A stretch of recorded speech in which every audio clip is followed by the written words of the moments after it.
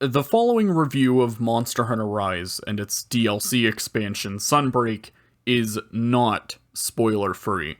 While the story isn't something I delve into much, I reference multiple late-game monsters, the final boss, and post-credit unlocks frequently and early on in the Sunbreak portion of the video. This is your only warning to back out now if you want to experience Sunbreak spoiler-free, and I'd highly recommend that you do.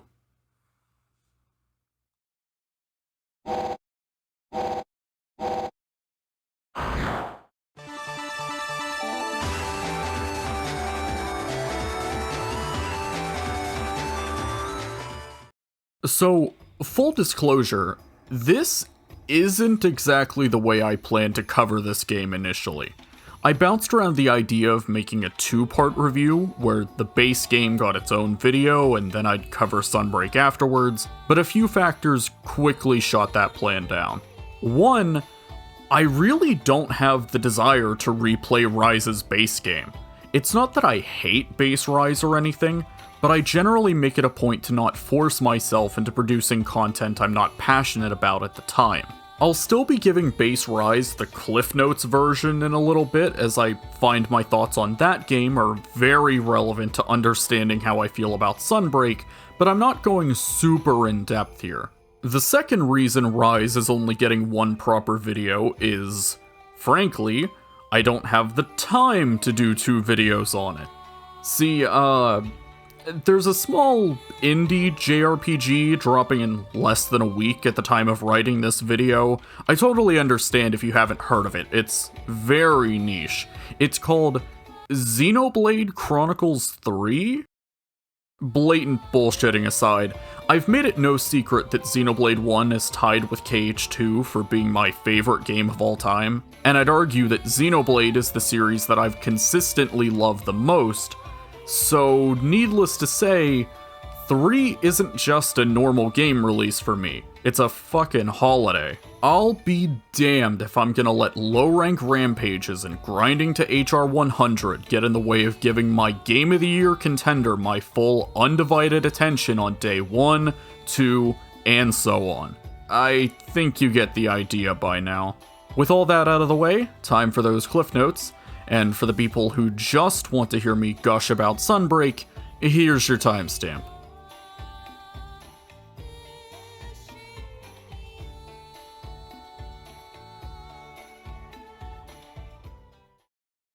Monster Hunter Rise is, at its core, some of the most fun I've ever had with the series to date.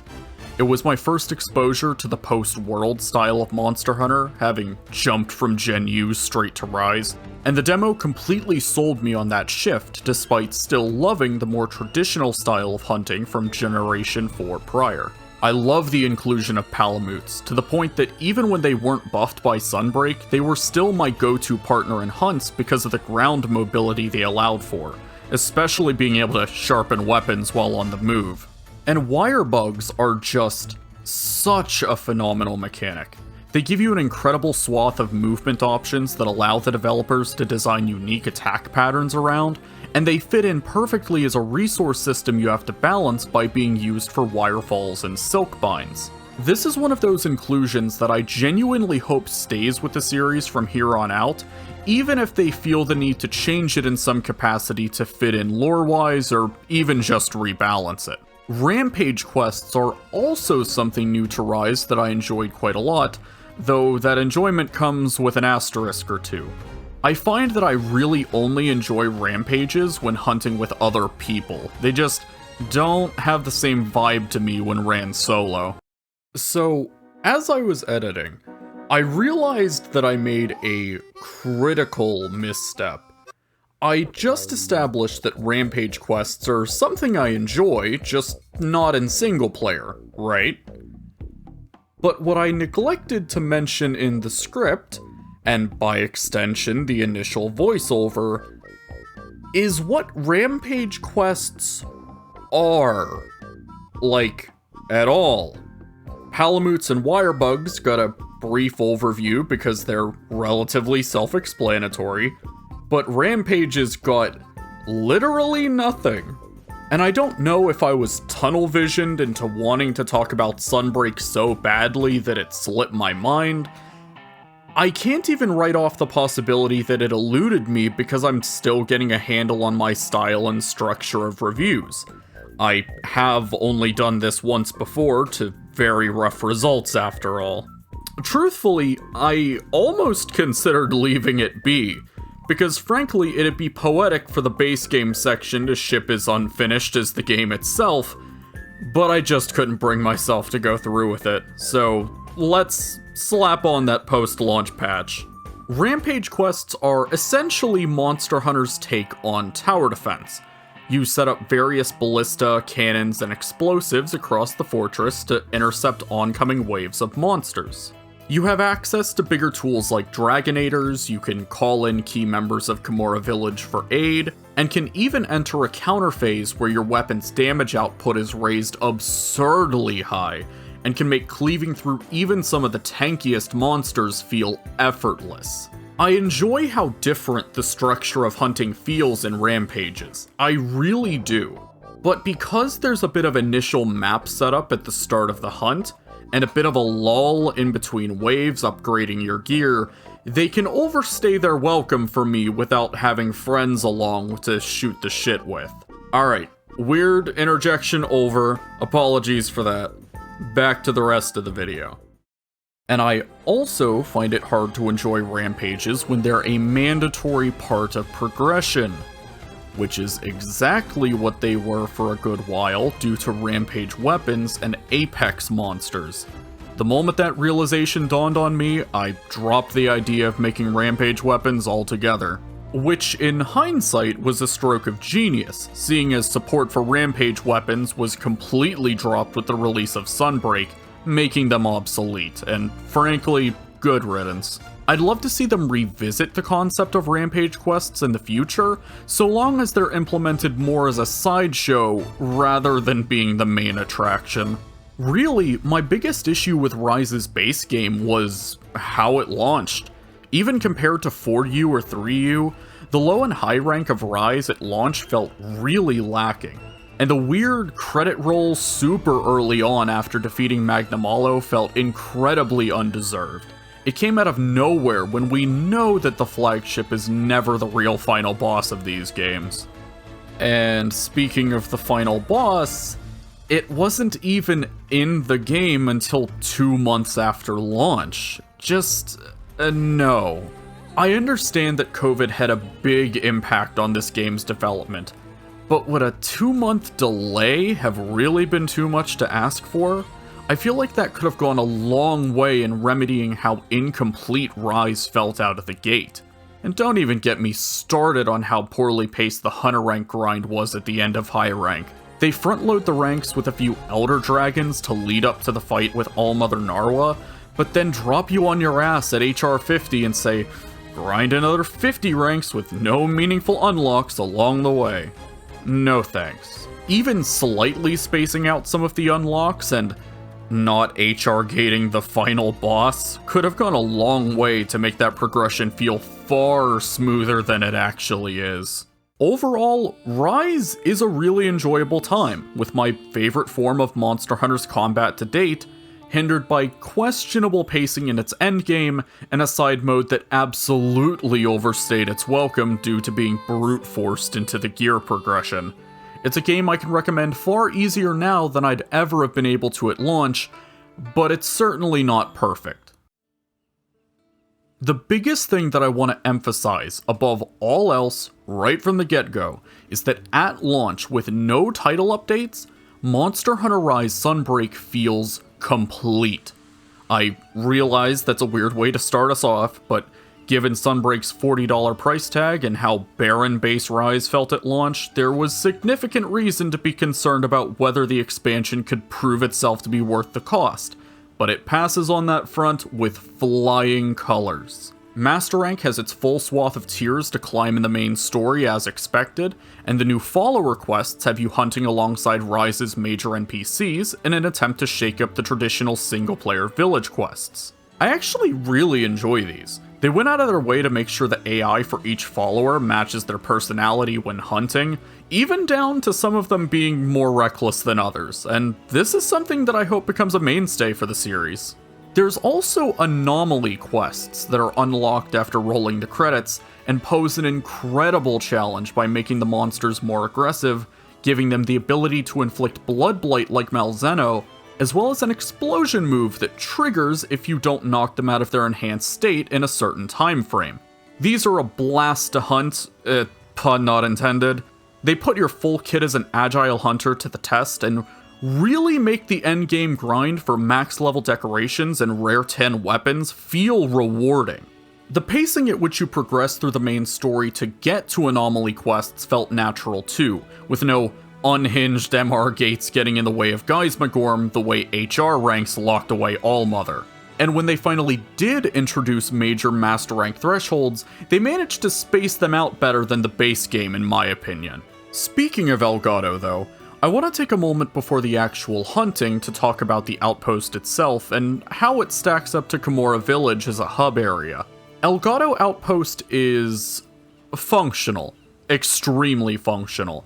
From one of the lowest buildings, you can clearly see every major facility you need in one location, and the area also serves as a gathering hub rather than having one sectioned off. I like the fact that Elgado is convenient, and story-wise it makes sense that it'd only need to house the bare essentials to keep watch over the massive crater and Malzeno activity, but I don't like Elgado as a gathering hub in comparison to Kamora's, and to reiterate, I don't dislike Elgado in general, it's more a matter of preference. Kamora's hub just looks and sounds so beautiful. It's so relaxing to prep and bullshit in for me, and I felt weirdly nostalgic when my usual group and I came back for some high rank materials. Stepping away from the hubs and into the hunts, I'd just like to say that free wall running is the most groundbreaking mechanic this franchise has ever seen. Thank you so much for watching, and have a good one.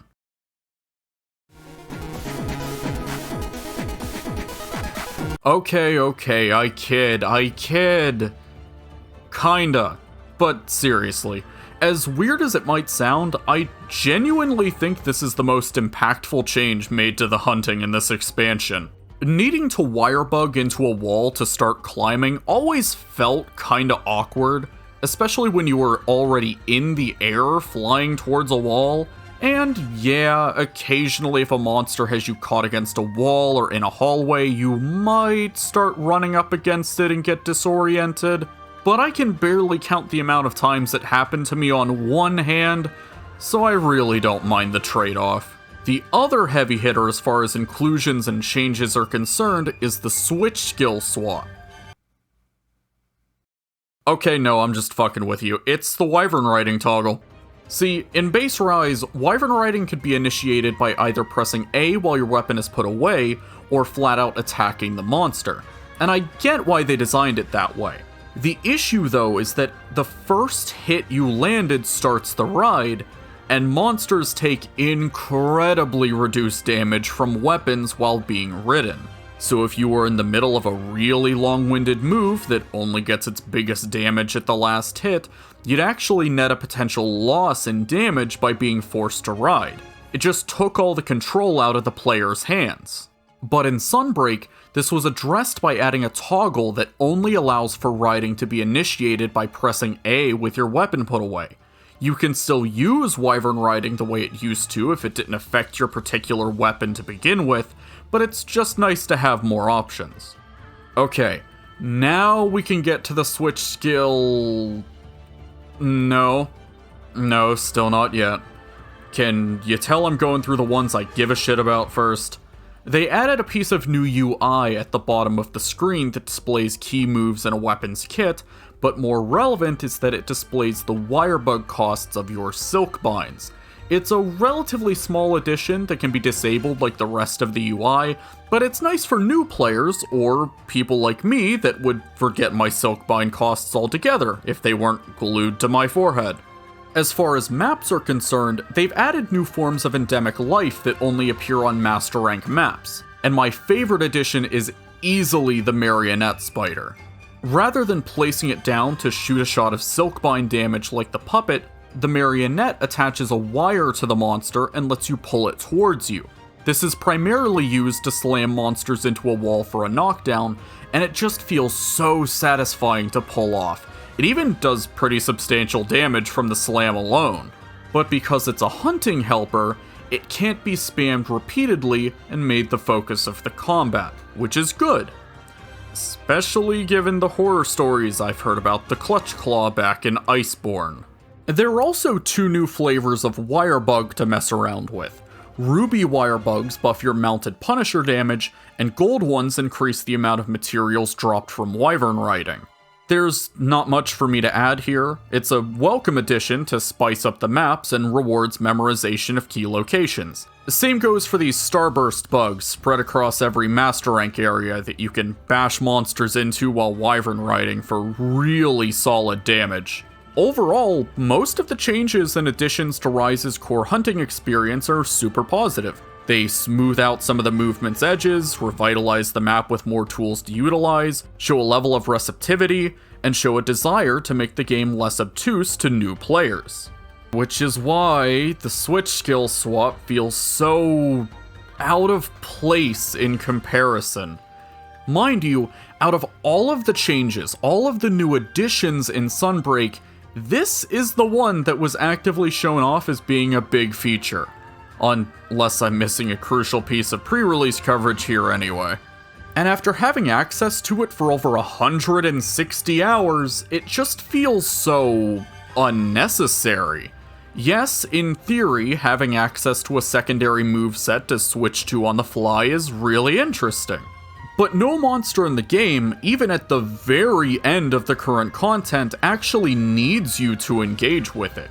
You're better off just loading up your primary scroll with your favorite moves and getting good at using those. And yes, I know that there are armor skills in the game that interact with the mechanic like redirection and dereliction, but why do I need to use armor skills to make this mechanic worthwhile? Doesn't that sound a little backwards to you? Because from my experience, I don't need Wirebug Whisperer to make Wirebugs a worthwhile mechanic to engage with, and I certainly don't need Master Mounter to make Wyvern riding anything more than an afterthought. I don't know. Maybe I'm just nitpicking a little bit. It's not a major flaw with the game or anything. It's just a little disappointing that an inclusion like this that was billed as being a big feature in the DLC ended up being overshadowed by a bunch of smaller changes. There are a total of 2 new maps added in Sunbreak, the returning jungle for Monster Hunter 2 and the brand new Citadel.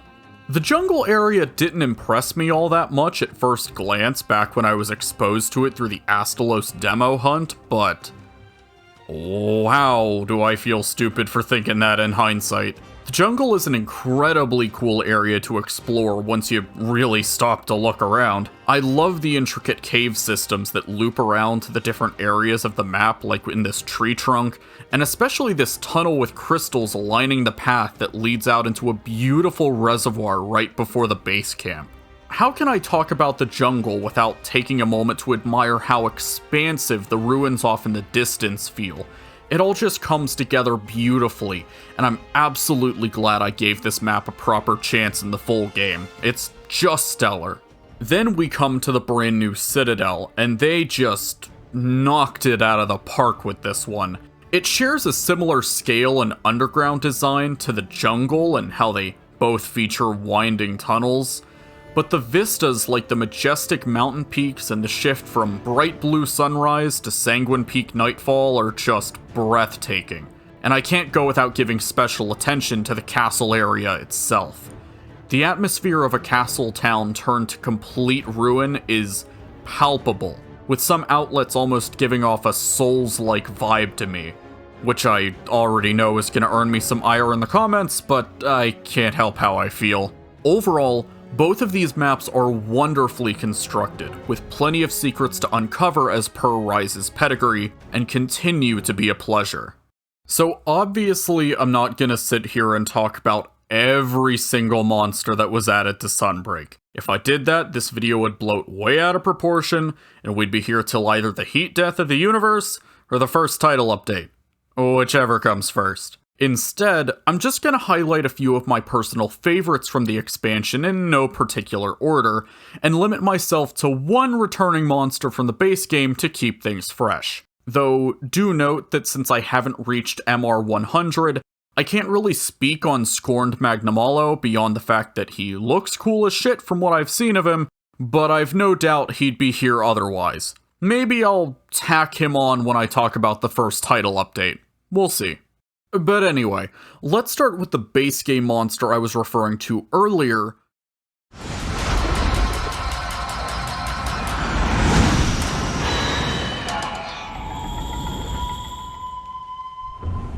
I considered putting Allmother here because I genuinely found her fight to be terrifying, but upon hitting the MR70 Urgent, I was in for a rude awakening. Valstrax was already pretty intimidating as the HR 100 Urgent back in Base Rise, but they really cranked him up to 11 this go around, to the point that he's probably the Master Rank monster I've carded to the most by a landslide, and I still haven't quite gotten his timings down yet. He's blisteringly quick and is able to fire multiple beams in succession, and when he hovers in the air, he juts out his wings at you in a pattern that's just slow enough and erratic enough compared to his other moves to throw you off your game.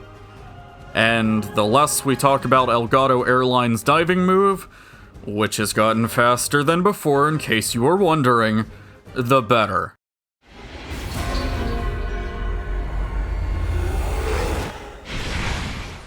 Gore Magala is back, and I'm not okay. 4 Ultimate was my gateway game into the series, so naturally I'm a bit biased towards its flagship, but can you really blame me? He's just so fucking cool. The pitch black cloth-like wings, the creepy face with no eyes that grows horns when frenzied. Come on now. Gore mostly comes packing his whole repertoire from 4U, Frenzy Virus included. He sweeps about the place wildly, he causes a variety of explosions that spread in distinct patterns in front of him, and he can slam the shit out of you while frenzied. On the topic of frenzy though, the meter indicating how far the virus has spread now shows when you're close to fending it off by lighting up dark blue, which is a welcome change. And it might be my imagination, but it doesn't feel like standing in frenzy while fully infected does nearly as much damage as it used to. Might be making that shit up, but seeing how bad they nerfed Sergio's bleeding damage, it wouldn't surprise me.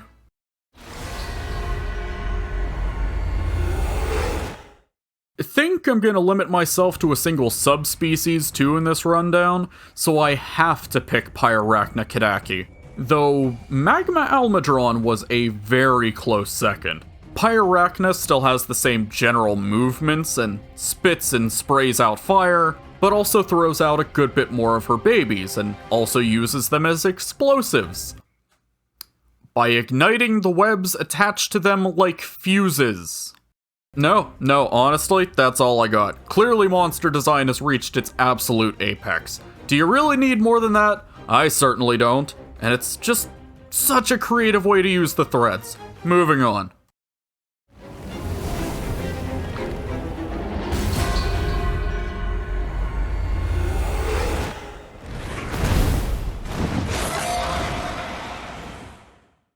Was there ever really any doubt that I was going to talk about Malzeno again? The literal flagship monster of the expansion. Basically everything I said about the old Draconian Dracula in my demo impressions applies here. He's imposing, his enraged state still has that damn teleport that shaved years off my lifespan, and Bloodblight continues to be a phenomenal status that encourages aggressive play to keep yourself alive. Though, knowing what we know now, that Malzeno is basically just an honorary afflicted monster, it makes me wonder if maybe we could get a Malzeno variant in a future title update that isn't coked up on Curio. Or hell, what that kind of Malzeno would even fight like. Food for thought.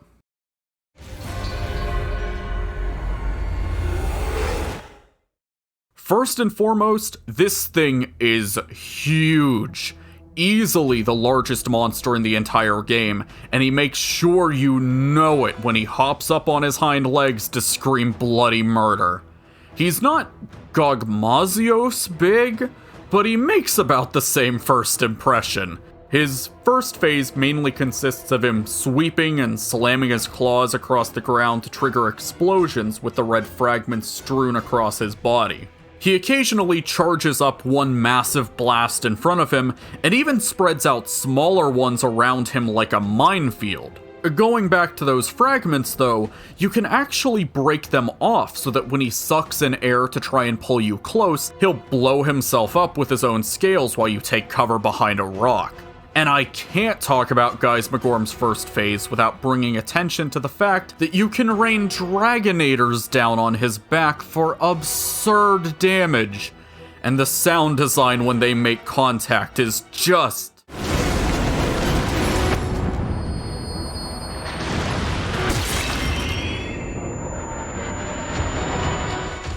unbelievable. Geismichorm glows a ghastly red in Phase 2. His slams and sweeps become far more ferocious and nets him way more distance across the map than before. His minefield covers a significantly larger radius too, since he can spread them repeatedly as he crawls. He can raise the ground with his terrifying beam attack, and even tries to imitate the DMC5 logo before...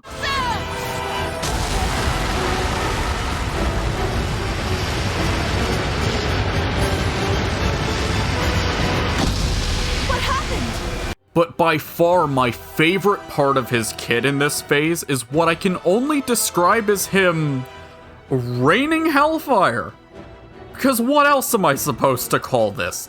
He paints the sky dark red as the ground lights up with explosion after explosion, and it's just a perfect representation of how bombastic and over the top this fight really gets.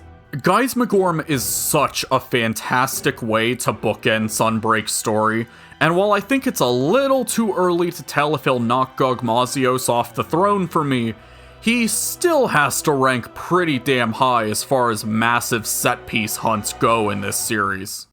Monster Hunter Rise Sunbreak is, in no uncertain terms, everything I could have asked for from an expansion. The difficulty has been raised to a degree that lets Rise's kinetic approach to combat shine, and the new maps are masterfully constructed for in-depth exploration without being a distraction to the hunters while questing. The new, returning, and subspecies monsters alike all have interesting movesets that keep you on your toes, the quality of life changes smooth some of Rise's rougher edges, and I cannot stress this enough, Monster Hunter Rise Sunbreak feels like a feature-complete package at launch and is more than worth its $40 asking price. It's not without its issues. The switch skill swap felt largely unnecessary from my time with it, and the frame rate definitely chugs in a few flashier fights, but I don't think those hiccups devalue what is otherwise a perfect follow-up to base Rise. All that's left to ask as we look forward to Title Update 1 is one thing. A single, burning question at the forefront of my mind. Who'll snap my neck first? Lucent Narga? Seething Basil? Or perhaps Vindictive RNGesus himself? If you made it to the end of the video, thank you. It means a lot that you were willing to sit through all the way. If you enjoyed your time, I'd greatly appreciate if you'd leave a like and a comment to aid in my eternal struggle with the YouTube algorithm. And if you'd like to see more of this kind of content, you might even consider subscribing and ringing that vile bell icon so YouTube can probably notify you when I will content into existence. I'm also fairly active on Twitter at ZRV Gaming, where I yell about not only video games, but TCGs as well, primarily Cardfight Vanguard and Yu-Gi-Oh! So feel free to follow me there for ramblings and updates alike if you feel so inclined. Thank you again so much for watching, and have a good one.